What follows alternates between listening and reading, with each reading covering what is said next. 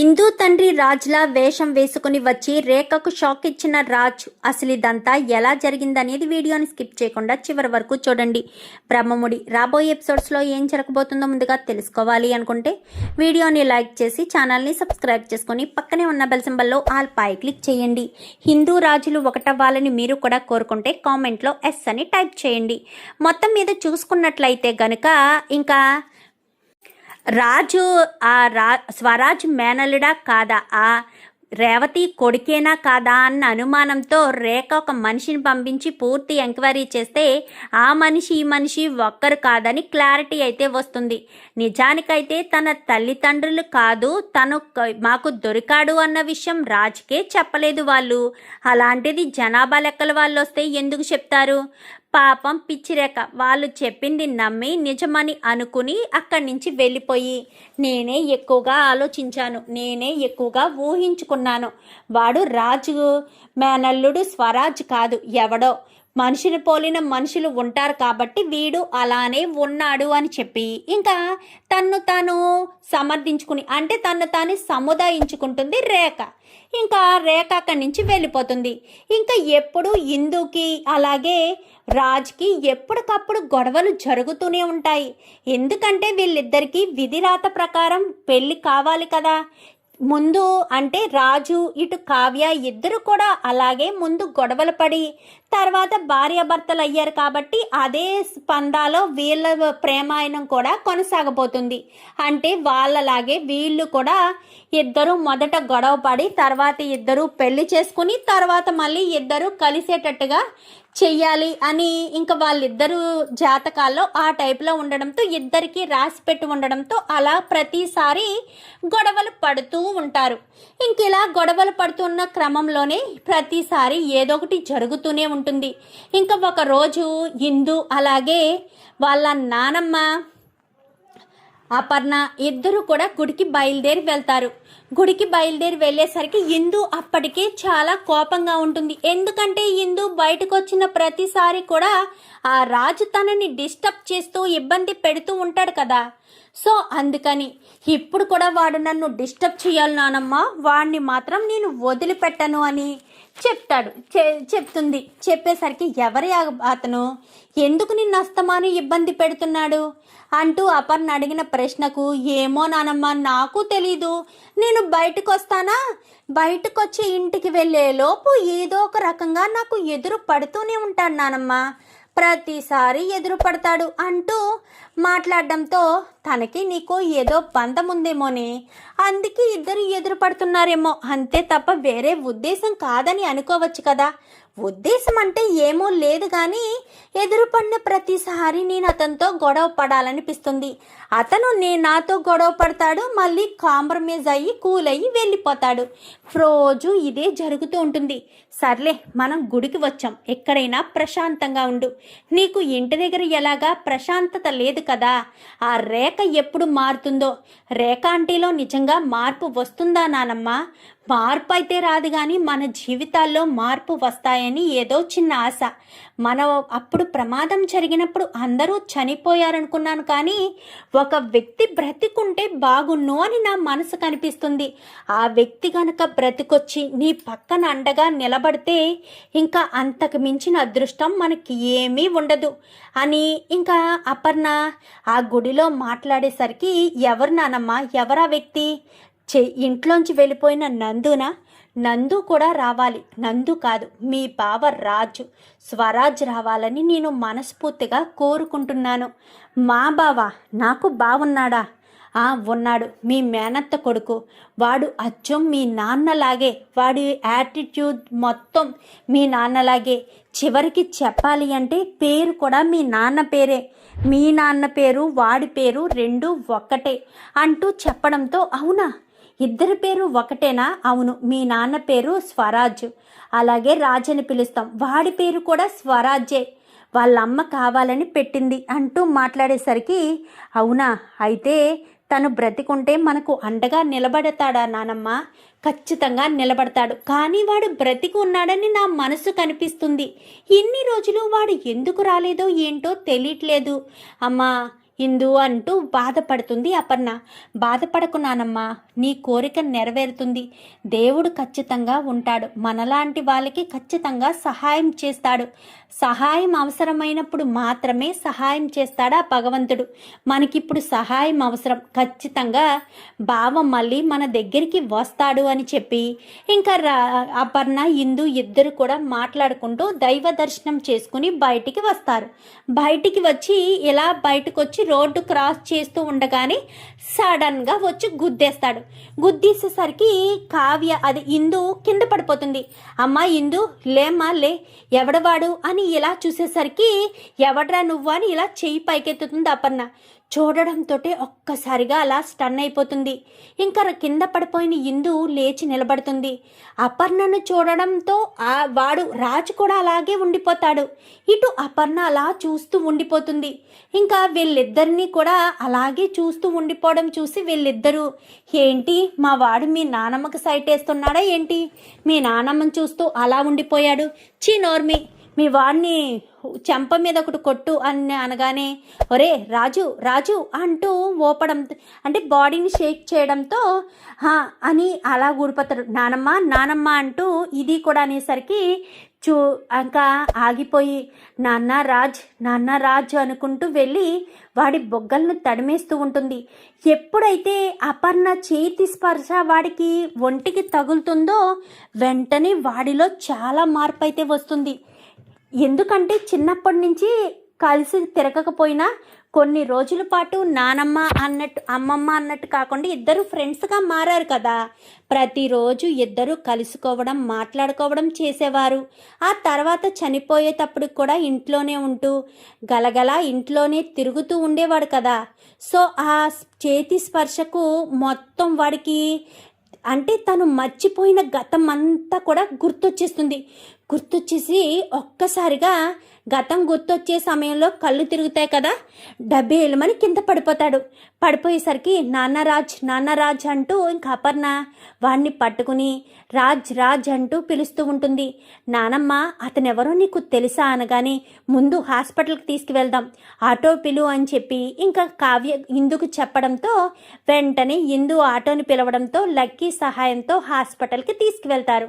హాస్పిటల్కి తీసుకువెళ్ళేసరికి అక్కడ డాక్టర్ అడుగుతారు, ఈ అబ్బాయి ఎవరు అనగానే నా మనవడు, నా కొడుకు కూతురు అని చెప్పి అపర్ణ చెప్పడంతో ఒక్కసారిగా లక్కీ షాక్ అయిపోతాడు.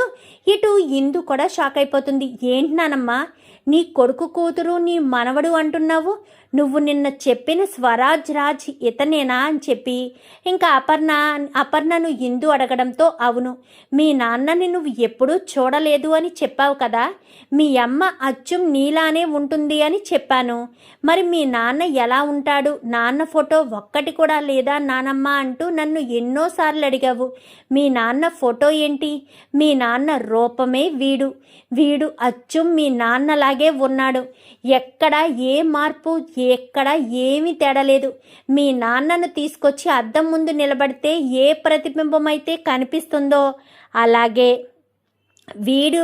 వీడి రూపం మీ నాన్న రూపం ఒకే ఒకటి, అద్దంలా ఇద్దరు రూపాలు ఒకటే, మీ నాన్న అచ్చుగుద్దినట్టు వీడిలాగే ఉన్నాడు అనేసరికి అందుకనేనా ప్రతిసారి మా ఇద్దరం ఎదురుపడిన ప్రతిసారి మా ఇద్దరికి గొడవ జరుగుతుంది, మా ఇద్దరిది ఒకే బంధం కాబట్టి అందుకనేనా మా ఇద్దరికి రాసిపెట్టి ఉంది కాబట్టి ఇలా గొడవ జరుగుతుందా అని హిందూ అయితే అనుకుంటుంది. ఈలోపు కళ్ళు తెరుస్తాడు. కళ్ళు తెరిచేసరికి ఫ్రెండు అంటూ చూడడంతో నేను నీకు ఇంకా గుర్తున్నాను రే అని చెప్పాను. కానీ అదేంటి ఫ్రెండు, నేను నిన్ను ఎలా మర్చిపోతాను, ఇన్ని రోజులు ఏమైపోయావరా, ఎక్కడికి వెళ్ళిపోయావరా అంటూ అపర్ణ అడగడంతో ఏమో ఫ్రెండు నాకేం తెలీదు, ఆ రోజు అందరం కలిసి బయలుదేరామా, అప్పుడు వెంటనే పెద్ద బ్లాస్ట్ అయ్యేసరికి నేను ఆ వ్యాన్లోంచి దూరంగా ఎక్కడికో వెళ్ళి పడిపోయాను, ఇంకా తర్వాత నాకు ఏం జరిగిందో కూడా తెలీదు ఫ్రెండు, మళ్ళీ ఇప్పుడే నేను చూస్తున్నాను, ఈ మధ్యలో ఏం జరిగింది, నేను ఏంటి ఇంత పెద్దవాడిని అయిపోయాను అంటూ ఇంకా రాజు తాను అనుకునేసరికి ఒరే రాజు అంటూ పక్క నుంచి లక్కీ పిలుస్తూ ఉంటాడు. ఎవడ్రా నువ్వు, నన్ను రాజు రాజు అని పిలుస్తున్నావేంటి?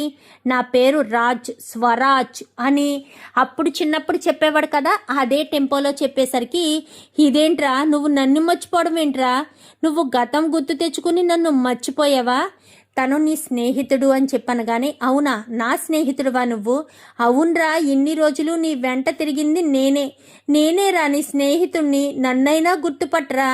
నిన్ను మీ అమ్మా నాన్న పెంచారు, వాళ్ళనైనా గుర్తుపట్టరా అంటూ మాట్లాడేసరికి, వాళ్ళెవరో నీకు తెలుసా లక్కీ అని అపర్ణ అంటుంది. తెలుసు నాకు అనగానే, పద మనం వాళ్ళ ఇంటికి వెళ్దాము, అసలు రాజు ఏ పరిస్థితిలో దొరికాడో ఏంటో వాళ్ళని అడుగుదామని ఇంకా నలుగురు కలిసి ఇంటికి వెళ్తారు.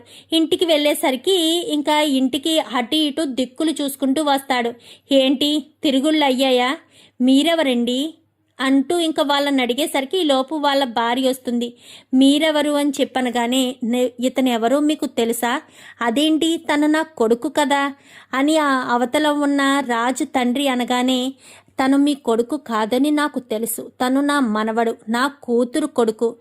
ఆ రోజు జరిగిన బాంబ్ బ్లాస్ట్లో వాడు దూరంగా వచ్చి పడిపోయాడు, ఆ తర్వాత వాడు చనిపోయాడు అని అందరూ అనుకున్నాం. కానీ వాడు మళ్ళీ మీ దగ్గరికి ఎలా వచ్చాడో మాకు తెలీదు. మేము దైవ దర్శనం చేసుకుని తిరిగి వస్తున్న సమయంలో ఒక అబ్బాయి రక్తపు మడుగులో ఉన్నాడు. అలా రక్తపు మడుగులో ఉండడంతో చుట్టూ చూసాము. అక్కడ ఏదో బాంబ్ బ్లాస్ట్ అయ్యింది అని మాకు అర్థమైంది. అక్కడ ఉంచడం అంత మంచిది కాదు. పిల్లోడి జీవితానికి భవిష్యత్తుకి ఏదైనా తేడా వస్తుందేమోనన్న ఒకే ఒక్క కారణం చేతే మేము ఆ బిడ్డను తీసుకొచ్చేసి మా కన్న బిడ్డలా పెంచాము. ఈ రోజు వరకు కూడా వాడికి తెలియదు మేమే వాడికి కన్న తల్లిదండ్రులు కాదు, మాకు దొరికాడు అన్న విషయం ఎప్పటికీ ఎవరికీ చెప్పలేదు. ఎందుకంటే మాకు ఇంకొక అబ్బాయి కూడా ఉన్నాడు. వాడి మధ్య వీడి మధ్య వేరియేషన్ రాకూడదు, సొంత అన్నదమ్ముల్లా ఉండాలి అన్న ఒకే ఒక్క కారణం చేత మేము ఇలా స్వార్థంగా ఆలోచించామమ్మా అంటూ చెప్పేసేసరికి, మీరు స్వార్థంగా ఆలోచించలేదు, నా మనవడి భవిష్యత్తును దృష్టిలో పెట్టుకుని ఆలోచించాడు. అసలు ఏమైందమ్మా, ఇన్ని రోజులు ఏమైంది? అది ప్రమాదం కూడా ఏదో యాక్సిడెంటు అంటూ విన్నాను నేను, అసలు ఏమైందమ్మా అంటూ చెప్పడంతో, అదొక పెద్ద కథ. మా కుటుంబం మీద మమ్మల్ని మోసం చేసి మమ్మల్ని ఇబ్బంది పెట్టాలని చేసిన కుట్రలవి అని కొంచెం అటు ఇటుగా చెప్తుంది.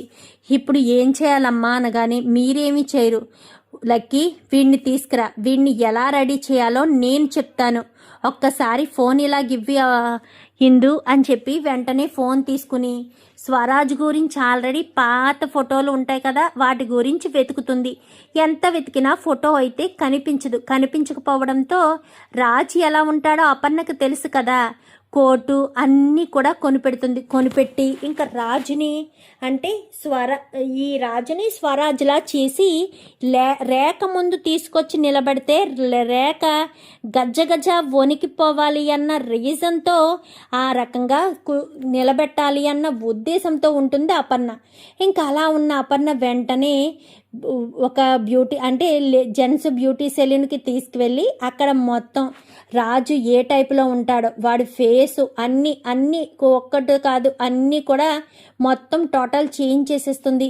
రాజు ఎలా ఉండేవాడో స్వరాజ్ని కూడా ఆ రకంగానే పూర్తిగా మార్చేసి చూసేసరికి ఇంకా వాడు నానమ్మ అంటూ మాట్లాడేసరికి, చూడు స్వరాజ్, నువ్వు ఎప్పుడు కూడా నన్ను నానమ్మ అని పిలు, కానీ బయట మాత్రం పిలవద్దు, ఎందుకంటే నువ్వే రాజువని అక్కడ దానికి ఫుల్గా కోటింగ్ ఇవ్వాలి, అప్పుడే అది మన దారిలోకి వస్తుంది అని చెప్పి ఇంకా ముగ్గురు ప్లాన్ చేసుకుంటారు.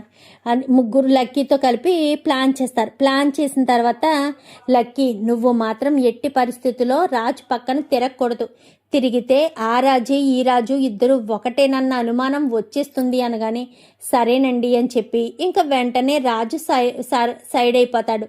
సైడ్ అయిపోయేసరికి ఇంకా తిరగడం మానేస్తాడు. రాజుని పూర్తిగా అంటే ఈ రాజుని ఆ రాజులా అంటే హిందూ తండ్రిలా పూర్తిగా మార్చేస్తారు. ఇంక ఒక రకంగా చూసి రాజే తిరిగి వచ్చాడా అన్నట్టుగా పూర్తిగా మారిపోవడంతో అలా చూసిన వాళ్ళైతే చాలా షాక్ అయిపోతారు.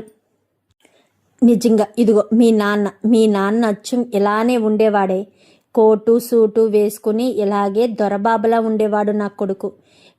ఆ రుద్రాని నా కొడుకు ప్రాణాలు తీసేసింది అని ఇంకా అపర్ణ కన్నీళ్లు పెట్టుకుంటుంది. ఎందుకు నా అమ్మమ్మ కన్నీళ్లు పెట్టుకుంటున్నావు? మావయ్య లేకపోయినా నేను మావయ్య రూపంలోనే ఉన్నాను కదా, నాలోనే మావయ్యని చూసుకో అని చెప్పి ఇంకా ఓదారుస్తాడు. సరే పద వెళ్దామనగాని వద్దొద్దు, మేము వెళ్తాము. మేము వెళ్ళిన తర్వాత అప్పుడు నువ్వు ఎంట్రీ ఇవ్వాలి. నీకు మాకు సంబంధం లేనట్టు అక్కడికి వెళ్ళిన తర్వాత అప్పుడు నువ్వు మాతో మాట్లాడు. ఇప్పుడు నువ్వు నేను కలిసి వెళ్ళామే అనుకో, అనుమానం వస్తుంది. ఆ తర్వాత మళ్ళీ నువ్వు అప్పుడప్పుడు ఈ గెటప్ వేస్తూ ఉండాలి. మళ్ళీ రాజులాగా రేఖ ముందు కనబడుతూ ఉండాలి. అసలు రేఖకు అనుమానం రాకూడదు. అది వాడు నువ్వు ఒకటేనా అన్న అనుమానం అస్సలు రాకుండా మేనేజ్ చేయాలి. అర్థమవుతుందా అనగానే అర్థమైంది నానమ్మ, ఒకే దెబ్బకు రెండు పిట్టలన్నట్టు ఇటు అటు ఫుట్బాల్ ఆడుకోవాలి అంతే కదా. ఆ రేఖ మిమ్మల్ని పెట్టిన కష్టాలకి నిద్ర లేకుండా చేస్తాను. ఆస్తి రాయించుకుంటుంది. ఆస్తి అత్తయ్య మామయ్య ఎన్నో ఆశయాలతో ఆస్తి మీద ఎంతో మందికి భోజనం పెట్టాలని వాళ్ళు చూస్తుంటే ఈవిడిగారు ఆస్తి మొత్తం దక్కించుకుని స్వరాజ్ కంపెనీని నాశనం చెయ్యాలి అని చూస్తుందా?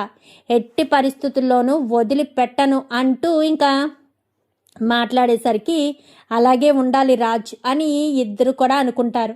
ఇంకా అలా అనుకున్న తర్వాత సరే పద ఇందు మనం వెళ్దాము అని అక్కడి నుంచి వెళ్ళిపోతారు. వెళ్ళిపోయిన తర్వాత ఏంటి గుడికి వెళ్ళి ఇంత ఆలస్యం వచ్చారు? ఎప్పుడో ఉదయం అనగా గుడికి వెళ్ళారు, ఇప్పుడా రావడం? ఇంట్లో పనులన్నీ ఎవరు చేస్తారు అని చెప్పి ఇంకా ఇందు మీద చెయ్యెత్తబోయేసరికి ఇంట్లో పనులు మేమే ఎందుకు చేయాలి? ఇంట్లో చాలామంది ఉన్నారు కదా, మమ్మల్ని ఎందుకు చేయమంటున్నారు? నా మనవరాలు ఇంట్లో పనులు చేయవలసిన అవసరం లేదు, చెయ్యదు అని అనగానే ఎందుకు చేయదు? ఎందుకంటే తను చెయ్యదంతే. ఈ ఆస్తి అంతటికి తనే వారసురాలు, తనెందుకు పనులు చేయాలి? కావాలంటే పని మనుషులు పెట్టుకుంటాం తప్ప మేము పనులు చేయవలసిన అవసరం లేదనేసరికి మీరే పని మనుషుల్లా ఉన్నారు, మీకు పని మనుషులా అంటూ పక్క నుంచి భ్రమరామ అంటుంది. ఎవరు పని మనుషుల్లా ఉన్నారో ఎవరు పని మనుషులుగా మారబోతున్నారో కొన్ని రోజుల్లో తెలుస్తుందిలే. ఆస్తి ఎలాగా మాకే వస్తుంది కదా. ఇన్ని రోజులు నా మనవరాలు చిన్నది అని చెప్పి పవర్ ఆఫ్ పటార్ని మీరు రాయించుకుని ఉండొచ్చు, కానీ ఆస్తి మొత్తం నా మనవరాలు చేతిలో పెడతారు. ఎందుకంటే నా మనవరాలకి 18 సంవత్సరాలు నిండుతాయి కాబట్టి నా మనవరాలే ఆస్తిని సొంతం చేసుకుంటుంది అని ఇంకా చెప్పడంతో ఇంకా ఒక్కసారిగా రేఖ షాక్ అయిపోతుంది. రేఖ షాక్ అయిపోయేసరికి ఇంకా రాజు కారు చాలా ఫాస్ట్గా వేసుకొచ్చి కారు ఆపుతాడు. ఇదేంటి ఈ టైంలో ఎవరొచ్చారు మన ఇంటికి అనుకుంటూ ఉండగానే రాజు స్టైలు సెన్సు అన్నీ కామన్గా వచ్చేస్తాయి కదా. ఏదో రాజు తనలోనే దూరినట్టుగా వీడైతే ఇంకా రాజులాగే నడుచుకుంటూ వస్తాడు. ఈ రేఖ బయటకు వచ్చి అలా చూస్తూ స్టన్ అయిపోతుంది. ఎవరు రేఖ అతను అనగానే మా బావ రాజ్ చనిపోయాడు అనుకున్నాను. ఆ రోజు మా అమ్మ నా కళ్ళ ముందే కదా తల మీద కొట్టి మరీ ప్రాణాలు తీసింది. మరి అలాంటి తప్పుడు అచ్చం రాజులాగే ఉన్నాడు, మా బావలాగే ఉన్నాడు. మొన్నేమో వాడు వేరు వీడు వేరులా ఉన్నాడు. వాడి మొహం వీడి మొహం ఒకలా లేదు కదా. ఇప్పుడు మా బావేనా? మా బావే వస్తున్నాడా? ఏంట్రేక నన్ను చూసి అలా షాక్ అయిపోతున్నావేంటి? వచ్చేది మీ బావ కాదా అని అనుమానం కలుగుతుందా? మీ బావనే మోసం చేసి తల మీద కొడితే మాత్రం నేను చనిపోతాను అనుకున్నారా ఏంటి? ఇక్కడ ఉన్నది రాజు, స్వరాజ్. ఎప్పటికీ రాజుని మోసం చేయలేరు. ఎవ్వరు కూడా రాజుని మోసం చేయరు. స్వరాజ్ ఇక్కడ దుగ్గిరాలింటి వారసుడిని నేను. ఏంటి నా కూతుర్ని తెగ కష్టాలు పెడుతున్నట్టున్నారు అని అనుకుంటూ లోపలికి వచ్చేసరికి అమ్మా అమ్మా అంటూ పిలవడంతో అపర్ణ బయటకు వస్తుంది. నాన్న రాజ్ అనుకుంటూ పరుగున వెళ్ళి, నాన్న రాజ్ ఎన్ని రోజులైందిరా నిన్ను చూసి? నీ ప్రాణాలు పోయాయి అనుకున్నాను. ఈ అమ్మ కోసమే తిరిగి వచ్చేసావా? వీళ్ళంతా మనల్ని బాధ పెట్టాలని చూస్తున్నారు. 15 సంవత్సరాలుగా నీ కూతుర్ని బానిసని చేశారు, కట్టు బానిసని చేసి చిత్రహింసలు పెడుతున్నారు అంటూ మాట్లాడేసరికి ఎవరిని వదిలిపెట్టనమ్మా. ఎందుకు వదిలిపెడతాను? నేను తిరిగి వచ్చేసాను. నేను తిరిగి వచ్చిన తర్వాత నా కూతుర్ని ఏదైనా అంటే నేను చూస్తూ ఊరుకుంటానా? నా కూతుర్ని బాధ పెడుతూ ఉంటే నేనంత సైలెంట్గా ఊరుకుంటానా? ఎట్టి పరిస్థితుల్లో నా కూతుర్ని ఎవ్వరు కూడా ఏమీ అనడానికి వీల్లేదు. ఎట్టి పరిస్థితుల్లో నా కూతుర్ని ఎవరైనా ఏదైనా అంటే నేను చూస్తూ ఊరుకుంటానా ఏంటి? ఆస్తి అంతా ఇందు పేరు మీద రాసాం కదా మేము. మరి ఆస్తి ఇందుకు దక్కలేదా? ఎక్కడ దక్కిందిరా నాన్న? ఎక్కడ దక్కనిచ్చారు? హిందూ చిన్నపిల్ల అని చెప్పి పవర్ ఆఫ్ పటాన్ని అంతా ఆవిడ పేరు మీద పెట్టుకుంది. ఇప్పుడు హిందూ పెద్దదయింది. ఇప్పుడైనా మనం ఆస్తిని మన సొంతం చేసుకోవాలి. మన సొంతం చేసుకుంటేనే కానీ ఆస్తి మనకు రాదు అంటూ మాట్లాడేసరికి ఏం మాట్లాడుతున్నారు? పవర్ ఆఫ్ పటాన్ని తన పేరు మీద మార్చడానికి అవకాశం ఏముంది? 18 సంవత్సరాలు నిండిపోయిన తర్వాత నా కూతురి పేరు మీదకే ఆటోమేటిక్గా వచ్చేస్తుంది. ఒకళ్ళు మార్చేదేంటి? ఒకళ్ళు మార్చాల్సిన అవసరం ఏముంది? ఎట్టి పరిస్థితుల్లో ఆ ఆస్తి నా కూతురు నుంచి ఎవరు దక్కించుకోలేరు.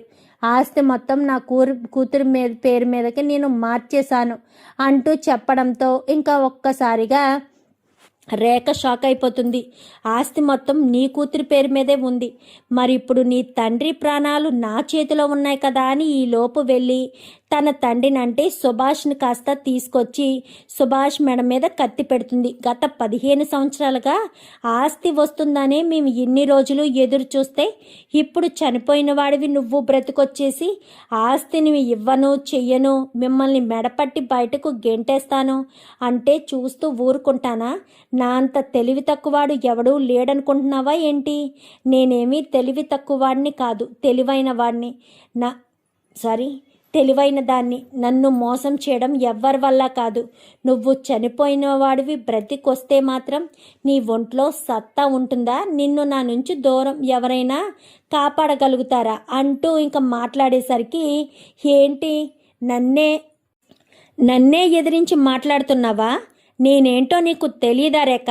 నేను ఎలా ఉండేవాడినో నీకు తెలీదా? నేను చనిపోతూ మీ అమ్మని చనిపోతూ మీ అమ్మని మీ అన్నయ్యని ఇద్దరినీ కూడా మట్టు పెట్టిన వాడిని. నా గురించి నీకు తెలీదా? నిన్ను లేపేయడం నాకు క్షణకాలం పట్టదు. ఎందుకులే అని చెప్పి వదిలేయడం వల్ల ఇప్పుడు నా కుటుంబాన్ని ఇంత దారుణంగా హింసిస్తున్నావా? అలాగా జనాన్నంతా కూడా తీసుకొచ్చి నా ఇంట్లో నా తల్లిని నా కూతుర్ని ఇబ్బంది పెడుతూ నా తండ్రికి ఆపరేషన్ చేయించకుండా చూస్తున్నావా అంటూ గట్టిగా మాట్లాడేసరికి అమ్మ ఇంకా ఆలస్యం చేయొద్దు మమ్మీ, వెంటనే మనం హాస్పిటల్కి తీసుకెళ్ళి డాడీని బ్రతికించుకోవచ్చు అనగానే ఎవరిని ఎక్కడికి తీసుకువెళ్తారు అంటూ రేఖ కొంచెం ముందుకొచ్చేసరికి రేఖ చెంప చెల్లు మనిపిస్తాడు. ఎంతైనా బావే కదా, రేఖకు కూడా బావే కదా అవుతాడు. సో రేఖ చెంప చెల్లు మనిపించడంతో ఒక్కసారిగా రేఖ షాక్ అయిపోతుంది. నా భార్యను కొడతావా అనగానే నీ భార్యనేంట్రా, నిన్ను కూడా కొడతాను. ఒక ఆడదాని వెంట వచ్చి ఆడదాని పంచిన చేరి నా కుటుంబాన్ని సైతం నాశనం చేస్తున్న మీ ఎవ్వరిని కూడా వదిలిపెట్టను. తక్షణమే మీరు నా ఇంట్లోంచి బయటికి వెళ్ళకపోతే మెడపట్టి బయటకు గెంటేయడానికి కూడా నేను వెనకాడను అంటూ ఇంకా గట్టిగా చెప్పడంతో అది కాదు అని చెప్పి నచ్చ చెప్పే ప్రయత్నం చేస్తారు. ఎవరు ఎన్ని ప్రయత్నాలు చేసినా నేను ఎవ్వరి మాట వినను. తక్షణమే మీరు నా ఇంటి నుంచి బయటికి పదండి అంటూ మెడపట్టి బయటకు గెంటేయడంతో ఇంకా అందరూ షాక్ అయిపోతారు. నేను చూస్తుంది కళ నిజమా? బావ తిరిగి రావడం ఏంటి? మా మీద ఇలా ఎదురు తిరగడం ఏంటి? మేమంటూ ఇన్ని రోజులు ఎంతో గొప్పగా ఒక అందమైన మేడని కట్టుకున్నాము. మా మేడ పేక మేడలా కూలిపోవడం ఏంటి? మేము అనుకున్నవన్నీ సర్వనాశనం అయిపోయినట్టేనా? మా జీవితాలు ఇంకా ఇలానే ముగిసిపోవడమేనా? ఆస్తి దక్కుతుందని ఎన్నో ఆశలు పెంచుకున్న మాకు ఇలా అడియాసగా మిగిలిపోవడం ఏంటి అని ఆలోచనలోనే ఇంకా బయటికి నడుస్తూ ఉంటుంది రేఖ అయితే. మరి ఇప్పుడు రేఖ ఏం చేయబోతుంది? వచ్చింది రాజ్ కాదు, వాళ్ళ మేనల్లుడు స్వరాజ్ అన్న విషయం తెలిస్తే రేఖ ఎలా రియాక్ట్ అవుతుంది? ఇదంతా కూడా రాబోయే ఎపిసోడ్స్లో చూసి తెలుసుకునేద్దాం. మా వీడియో కనుక మీకు నచ్చినట్లయితే వెంటనే లైక్ చేసి మా ఛానల్ని సబ్స్క్రైబ్ చేసుకోండి. Thank you for watching.